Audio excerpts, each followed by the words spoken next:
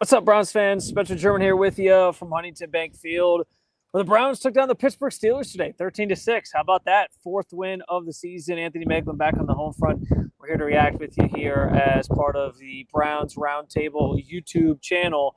As we get you with a post-game conversation here, feel free to jump into the comments section. Let us know your thoughts, how you're feeling about this one, what it means for the Browns. We'll get into all those different things. But I also want to remind you to head on over to brownsroundtable.com. Check out any of our written content over there. You can use the QR code that Meg's just put up on the screen. It makes it super easy for you to join our site, become part of the community. We have our game thread that's still up over there. My post-game column went up. We'll have some other stuff for you here post-game as well, so make sure you check all that out. But subscribe to the YouTube channel if you haven't done so already, too, because we appreciate you being part of these types of conversations. And Megs, a weird game, I think, today in general here in Cleveland, where it was kind of the battle of, like, whose offense is going to be less inept. And the Browns was just a little bit better today in a few key moments. I wouldn't call it a good performance. It was pretty sad, all things considered. But 13 points ended up being enough because the defense played phenomenal. And the run game that the Steelers had coming in that I think was kind of, this strength of theirs really didn't do much today. They didn't really find a lot of room to run the football. And it felt like, to me, the Steelers' game plan revolved around more trying to prevent Myles Garrett from wrecking the game or getting the sack record or whatever than it did around just, like, trying to make plays. And they were already limited in what they could do anyway because there's no DK Metcalf. At some point in this game, they lost Darnell Washington, who's one of their better pass catchers as well. So it was a weird I said it was weird because the way that the Steelers went about trying to play this football game just made no sense to me. It was almost like they just thought the Browns are going to do something that's going to cost them the game and we'll win somehow and we'll get there. And then the moment never really came. They had a few turnovers that they couldn't turn into points, and ultimately the Steelers, walk out of here losers, and the Browns kind of spoil their chance to clinch the AFC North. Yeah, no doubt. And it was close, right? That point of the Browns losing that game by themselves and really, I guess, brownsing it away was like almost happened. The Steelers almost went on an 80-yard touchdown drive and to end the football game, and Rodgers looked like vintage Rodgers. And then for whatever reason, they went at Denzel Ward 3 straight times. And Denzel said it in his post-game presser. He's like, I don't know whose bright idea that was to go at him 3 times in a row, but they did. And the Browns come away with a victory. I thought, obviously, Shador got off to an awesome start. We started the game really, really well. Was decisive, was accurate, was getting through reads, getting through progressions, and then had that lull in the middle of the game where he throws the pick that kind of bounced off the helmet or the hand of the defender and deflects right to Jack Sawyer. Probably threw another ball that should have been intercepted, and then ultimately threw that interception late in the game, which was egregious. That was a bad interception. It was a bad one. That certainly was a bad one. That was a rookie mistake. He just flipped his hips and couldn't get the ball all the way out of bounds. But was he definitely took that dip during the middle of the game. But then I thought, they just did enough. And for whatever reason, what was your opinion on that? The Steelers going for it on 4th and 10, backed all the way up. Did you think that they made the right decision, or do you think that was a questionable decision for them to do that and try to move the ball and get the first? I mean, I was kind of surprised they weren't punting, knowing they had all 3 timeouts. But at the same time, my guess is they probably were like, we think we can hold them to a field goal, and then it won't much matter, what happens. Especially understanding they're probably going to run the football 3 times. I mean, it was a risk because if they score a touchdown, the game's definitely over. If you're the Steelers, maybe you punt there and take your chances because knowing that their offense has struggled anyway, and then maybe that helps you with field position on that final drive. Not that it mattered. I mean, they got down inside the 10 that was quickly. The thing.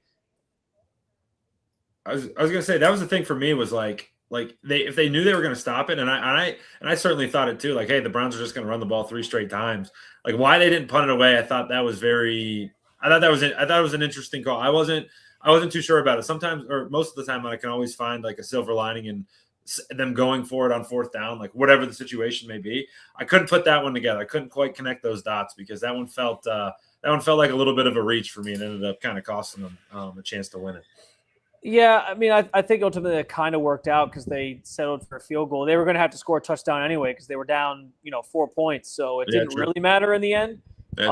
which is maybe the thinking on that. But, regardless, like, it was less about just that decision specifically, I think, for the Steelers, and more just about the weird, quirky, bizarre game plan they had, which really did just feel like they were trying to mitigate what Myles Garrett was going to do in this game, and I didn't understand that at all. Like, I understood they didn't have a lot of the weapons that they normally have, and that obviously mattered today.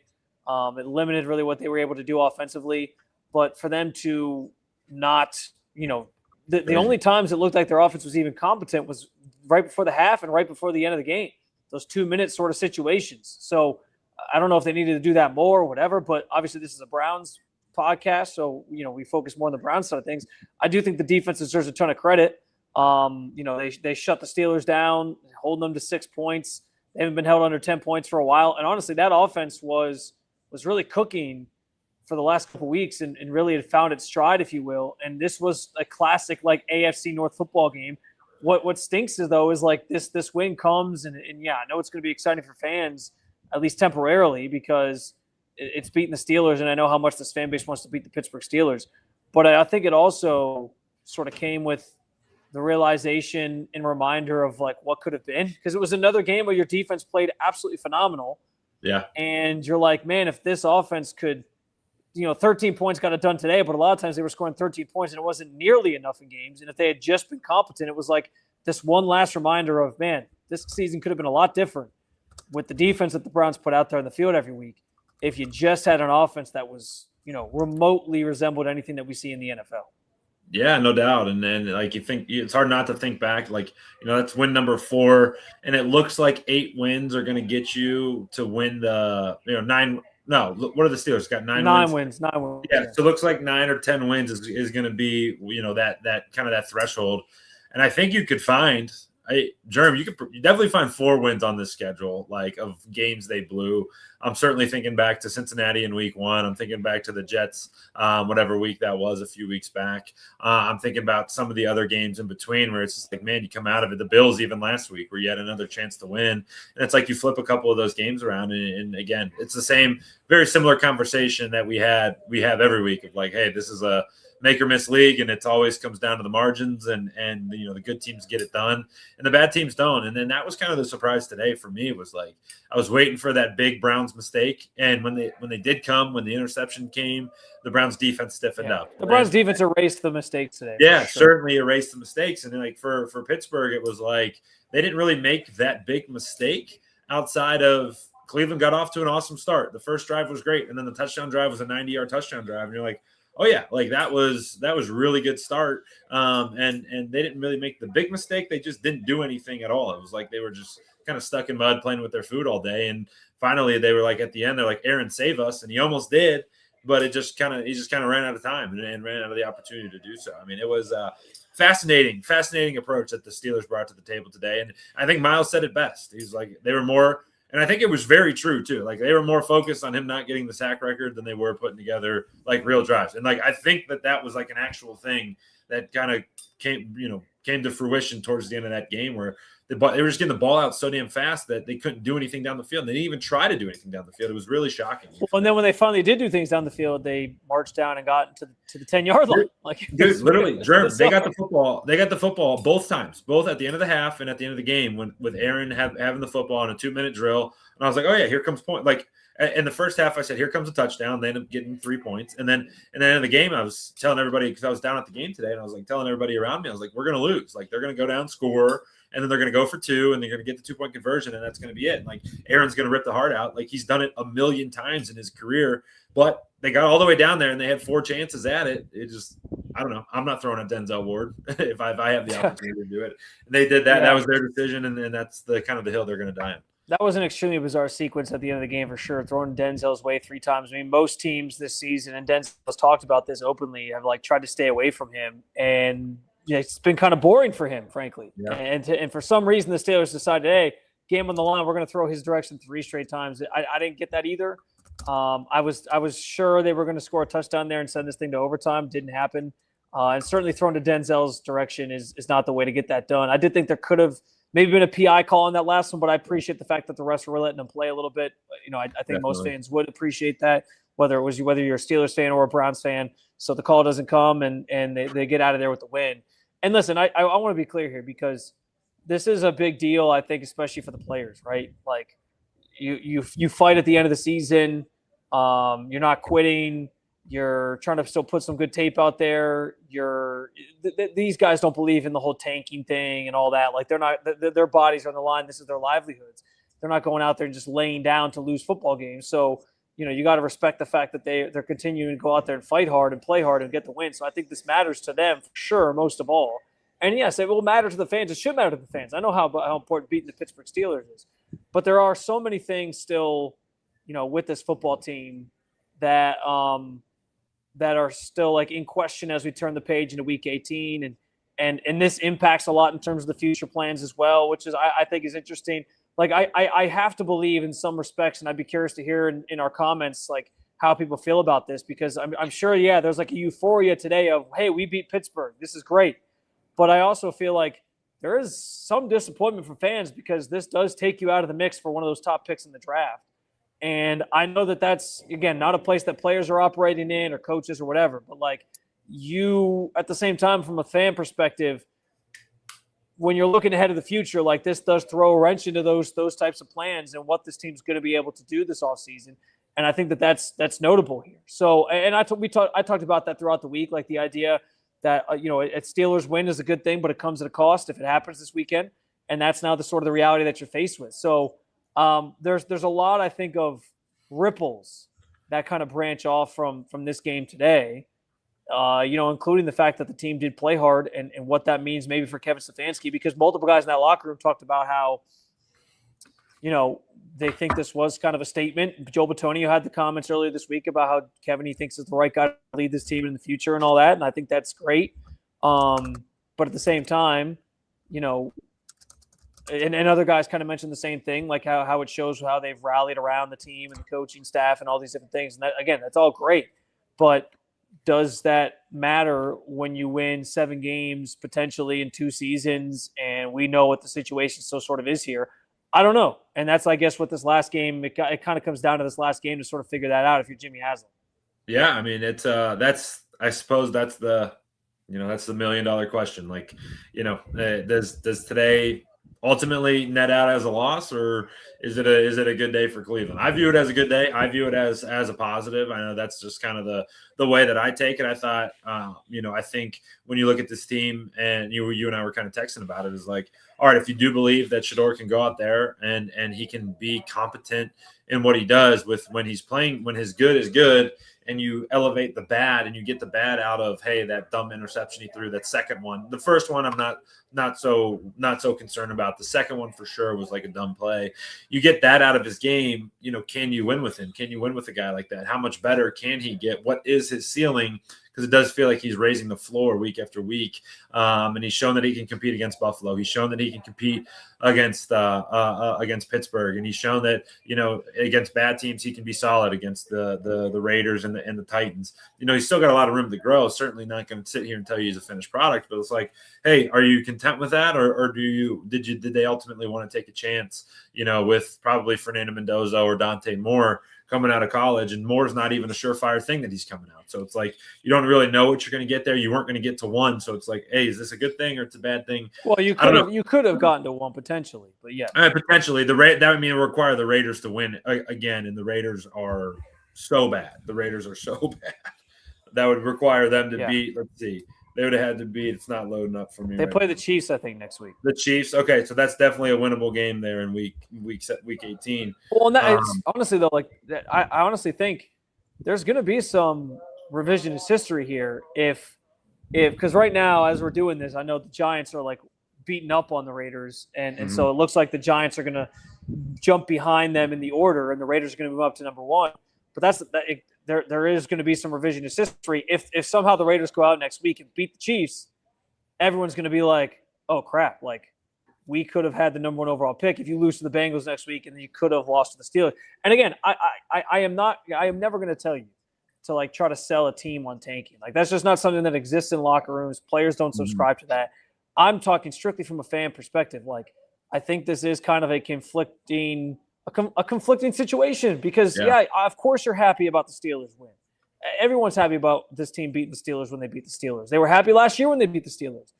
But for a team that's also been on a quest to find a franchise quarterback, and yeah, we can go back and forth on Shedeur Sanders. You know how I feel about Shedeur Sanders. I thought he had a chance to be the guy for this team from Jump Street, and I think there's still something there.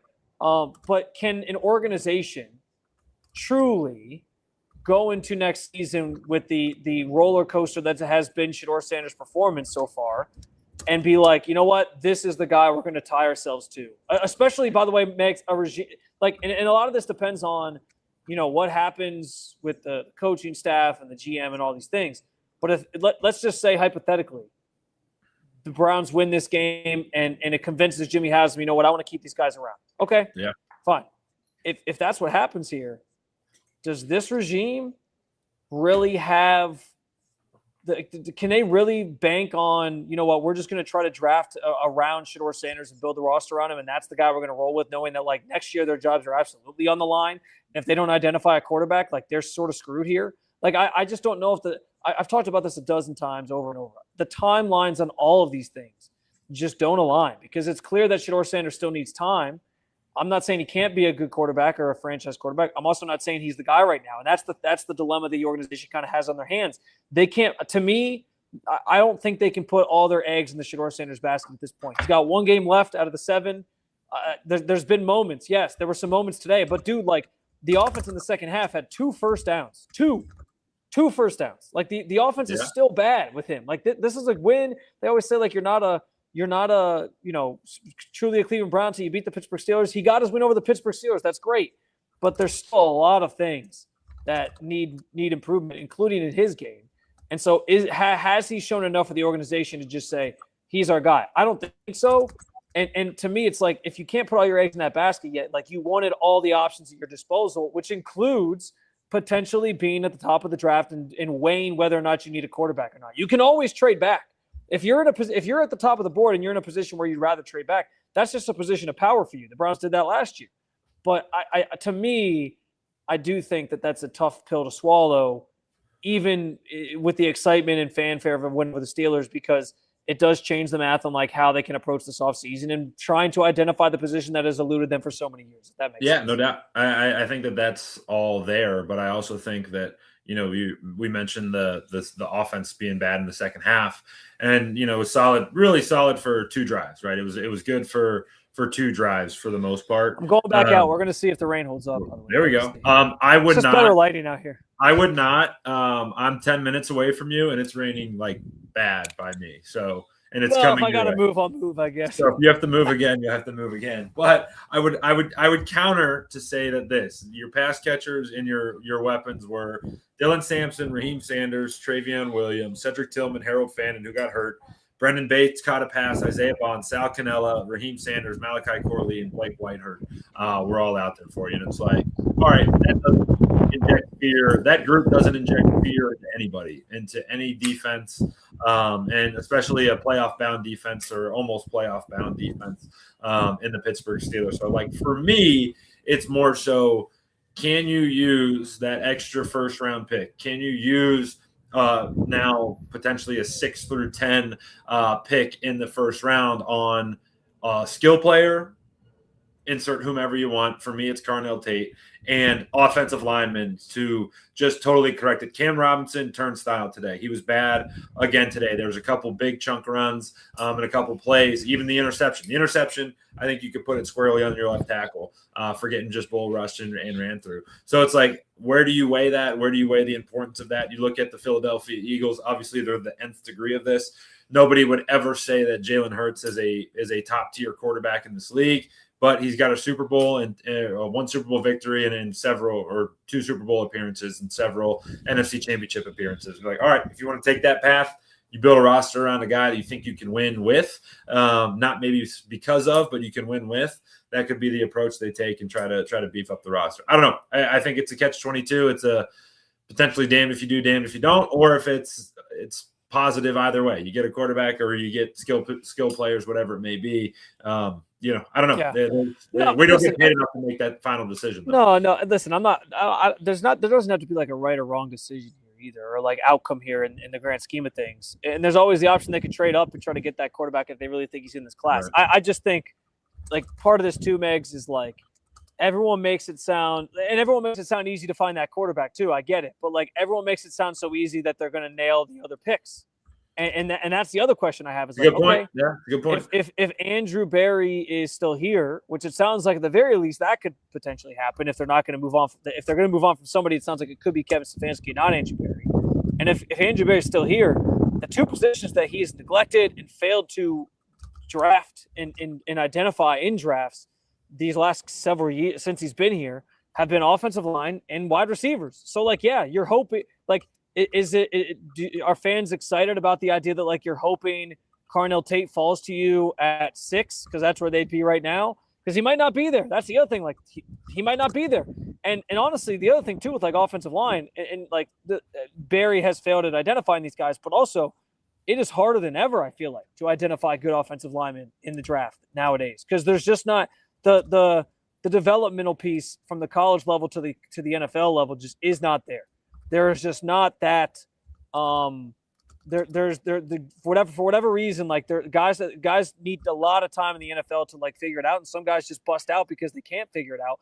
Yeah, I mean, think about it. Like even a guy like Jed Wills came from Nick Saban, who was like as pro ready of a program as there ever was, and he hasn't turned out to be much of anything in the NFL. So, like I said, there's yes, I understand it's not easy to identify the quarterback either, but you at least put yourself in position to maybe find that guy when you're at the top of the board. Now now everyone's just like pivoting to, well, hey, it's okay. We can just build around this quarterback and like draft these other positions. You still got to hit on those picks. And Andrew Berry doesn't have a reputation of doing that. Now, and again, it all goes back to the timeline for me. Do they have time to pass on the quarterback again and try to find those other things and lean on maybe Shedeur Sanders or competition between Shedeur Sanders and Deshaun Watson and whatever else, and then go in the next year? Because if they're bad again next year, everyone's getting fired anyway, and then you're restarting, and then it's a whole endless cycle. Like this has always been the problem with the Browns. And the other thing too, I've pushed back on when people are like, "Well, build up the roster first, and then find the quarterback."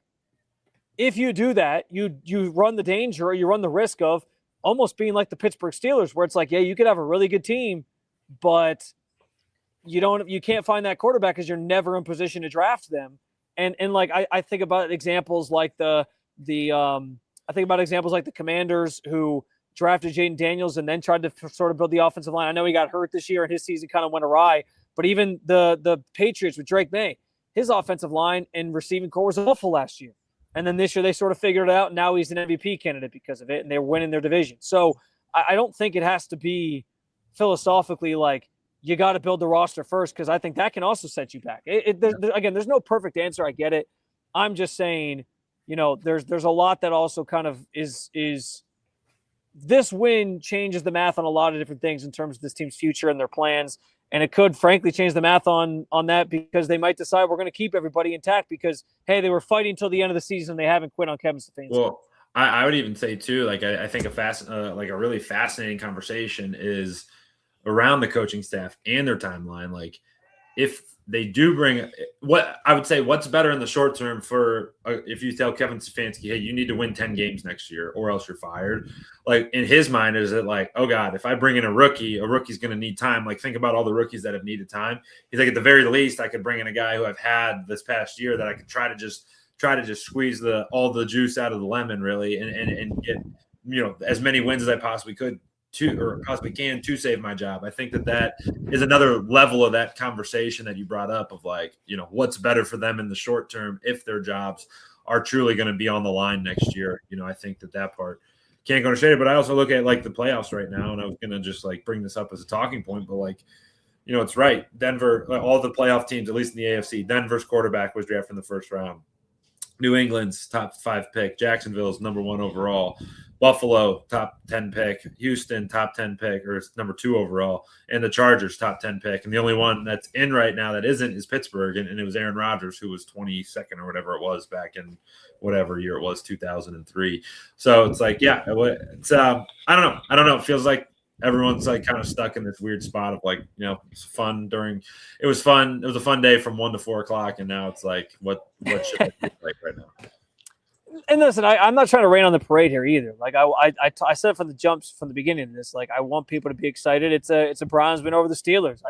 Everyone gets excited about those types of things. I just, how this changes the math on things, I think is interesting. I think it's worth talking about. And as you brought up, like you said there, like the timeline on all this, like I was thinking even more about it.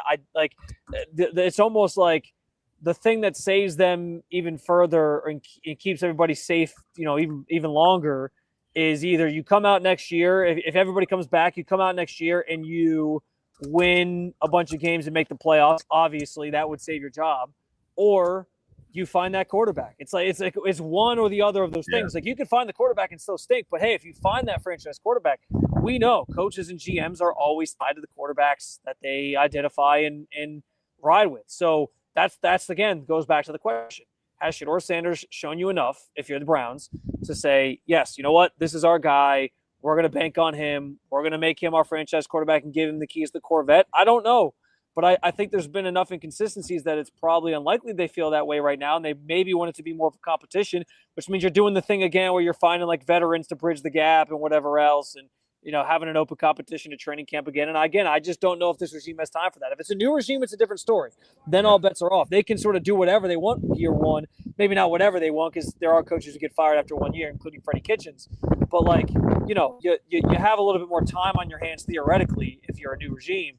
This regime just doesn't have that. So it's just the backdrop. It's just the backdrop of what all kind of is in play after this win. Yeah. But I'm not obviously trying to make it a Debbie Downer situation here and make everybody feel bad because they won this football game. It should be an exciting thing. And I do think there's something to be said for the team continuing to fight at the end of the season, closing out Huntington Bank Field this year on a high with a win. Those are good things.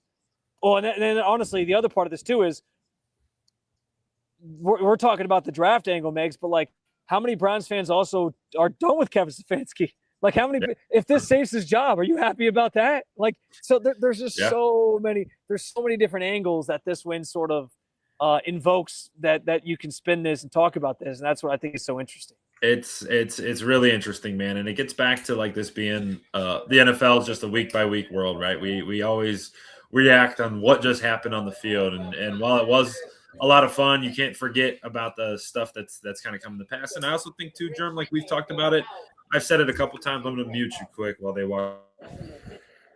Yeah, you're good. You're good. I muted myself.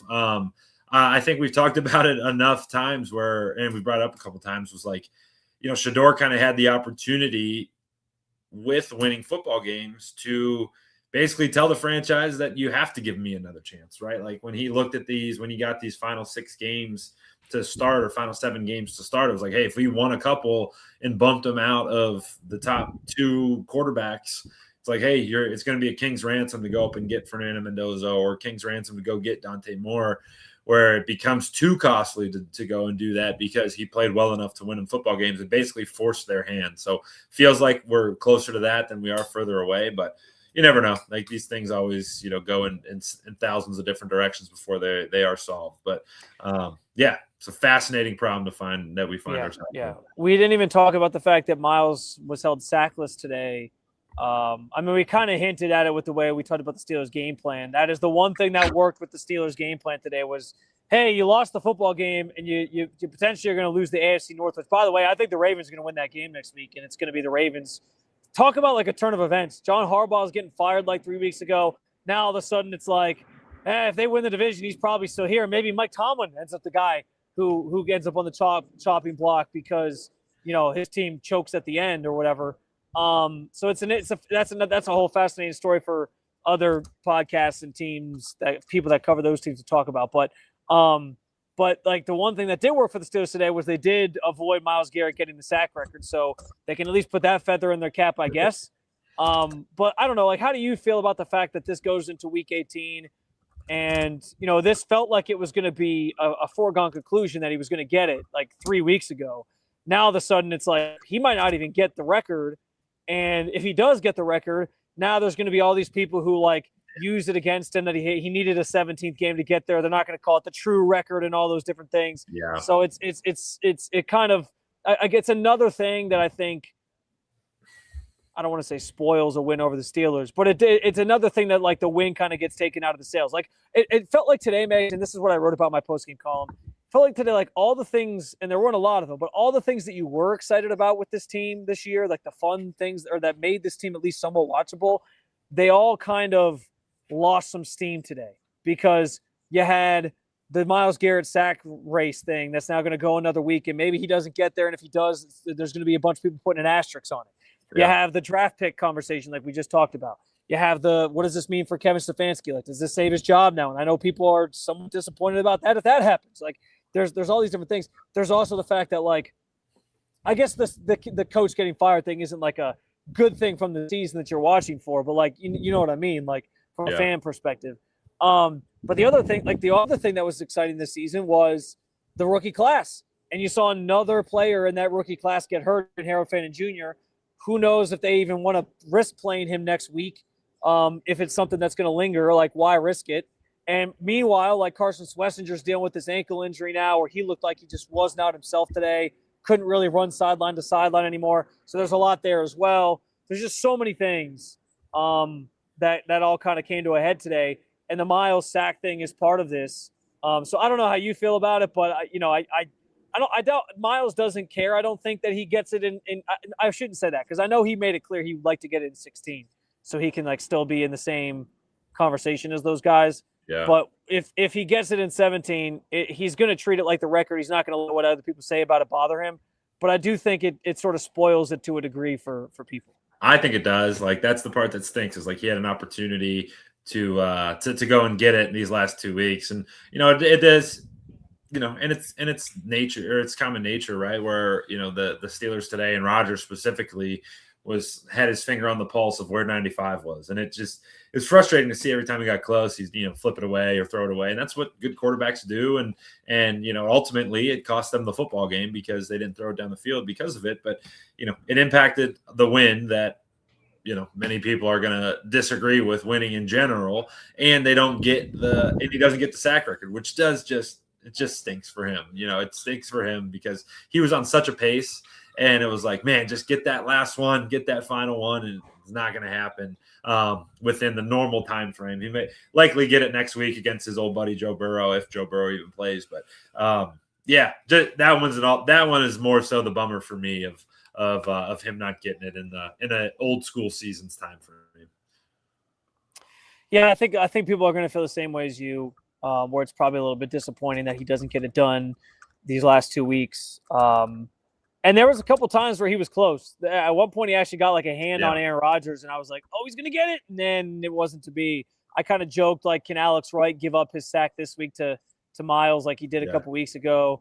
So I don't know. But yeah, I think there is probably some disappointment that comes with that and it's just another sort of part of this, right, where it's like, I don't think you're a Marvel guy. I think we've talked about this before. I am not. There's a scene where this villain Thanos gets all the Infinity Stones, and for those who do watch or know what I'm talking about, he snaps his fingers, eliminates half of life in the universe or whatever, and then he goes into like this dream sequence where he's talking to like his daughter, and she's like, "What did it cost you?" And he says, "Everything." And so that's kind of what it feels like today for the Cleveland Browns. Like, you got to win over the Steelers. This is awesome.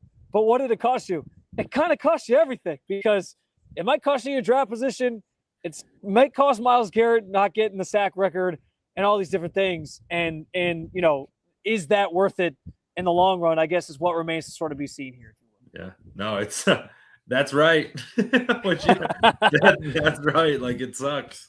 It's a bummer. We don't get to talk about a win ever on this show, and when we do get to talk about it, it's bad. Well, and you're right about that's the thing that stinks, right? Is like, yeah, if this had come like 5 weeks ago, it would have been like, okay, totally cool. different.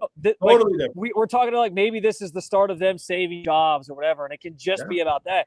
But because it's this late in the season and everyone's got their eye now on, they're in draft mode, they know where the season was headed and all these different things. With this team, it's always like this time of year. You can't even enjoy the good stuff because there's so many other things that your mind's occupied with and you're worried about, and that's kind of how it feels today. So Yeah, I'm 100% with you on that. Like we're spending most of this podcast talking about things that aren't even related to just this football game and a win over the Steelers, because that's what this time of year sort of necessitates with this football team. Yeah, it's it sucks, man. It's like, come on, man. Yeah, well, all in all, it was cool to watch him pull it out. Shelby Harris has that big play on 4th and 10 to knock the ball down, and that was neat. They rushed the court. Alex Wright got the big sack on that one drive to force them out of field goal range. Watching Chris Boswell miss a kick was just like, that was just like chef's kiss, because he's been a thorn in everybody's side. He's been so good kicking the football, and I just thought that win was brutal. I actually talked to Andre Schmidt about that after the game. He was saying like, yeah, that win coming out of the south end of the stadium was just bad. Insane. And he said, yeah, like, and that played into why Kevin didn't want to kick the field goal, late in the half, and he went for it on 4th down, that 4th and I think it was like 4th and 6. Yeah. Because he was like, we're better off trying to convert this rather than kick into this wind. I actually kind of want to ask Kevin if he thought about punting there, even because they had that weird punting situation with New England where it was like a 28-yard punt or whatever. I almost wondered if they thought about doing that and just pinning them back as best they could. But yeah, I didn't, anybody who had a problem with that play call, it made sense to me because the wind was so crazy today. It definitely was. And I remember because I marked a note down because I thought about it a little bit more. They were on the 37-yard line. So it was a 54-yard field goal attempt on 4th and 7, and the wind coming out of the south end of that opening, that Phil Dawson's flag or whatever they call it, was just a stiff, had to be 30 mile an hour just coming in. And then I was on the east end. I was in the east end zone, the dog pound end zone, and the flags on the dog pound end zone were just straight sideways, like the other direction. So it was coming into the stadium, blowing right and circling and blowing left up the other side, and it was just like it was pretty nasty. And Boswell's kick, dude, like that started right and just never came back. And it started way right. I know you're not you have the vantage point of it, but I mean that started outside the net, like way. He like pushed it way right. It never had a chance, man. And it was that was cool to see. There were some fun parts. The throw to Cedric Tillman up the sidelines was really sweet. Some of the others, Judy having a couple tough catches in there, I thought were really cool. And for the most part, they couldn't get the run game going, but there were a couple runs in there that were nice to see out of some of those guys. So certainly some positives if you're into that sort of thing, taking it away from that game. I'll also say this: we talk so much about the I guess Acrisure Stadium being a house of horrors for the Cleveland Browns. I think it's starting to become the opposite here in Cleveland. Pittsburgh has struggled here of late when it comes to trying to win football games. Dating back to 2018 when they tied the Browns, they have won just a single game here in Cleveland since 2018, and that was in 2021. So, yeah, like they've had some trouble here lately, and that's maybe something that is a positive going into the next year. Is for whatever reason the Browns seem to have that team's number here in Cleveland. And maybe we'll see. Maybe that's the home opener next year, and because maybe it was the Bengals this year. They like to do division games early in the season. But yeah, there's at least that going for you when it comes to this football team. If you're somebody who wanted to see the win today, it's another one over the Steelers in your house, and some momentum sort of building in that direction that they started to own them here in Cleveland as well. So all right, well we've spent a lot of time talking about this thing, dissecting it from a lot of different angles. Megs and I will obviously be back this week with at least one of our podcast episodes as we get you ready for the final week of the regular season. And then we're in full off-season mode. So a lot of the things we talked about today, Megs and I can debate trading up for a quarterback or staying put and taking Carnell Tate or what lineman he likes best or whatever from months on end up until the draft. But we got one more week of this thing. Please, please, please subscribe to the channel if you haven't done so already. Make sure that you follow along with us there, because we got you covered, post-game press conferences, all that good stuff from after the game today, after the game next week, and so on and so forth. I apologize that I don't have Myles Garrett or Shador Sanders today. Unfortunately, somebody bumped my camera because I left the room to go to the locker room, and I don't know. It's just my luck, I guess. But regardless, we usually have you covered with all sorts of stuff post-game there, including these conversations, our pregame combos, our weekly podcast, much, much more.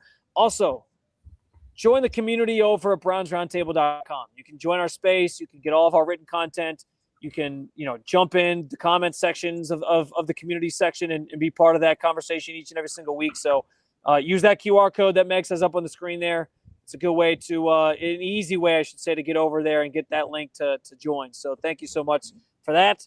In the meantime, Browns winners here in Week 17, 13-6. Celebrate however you feel fit, or don't celebrate because maybe you're bummed that they're not going to get a top 2 pick now. Whatever you choose to do is not wrong. You're the fan. You get to decide. But thanks for following along with us. Thanks for joining us.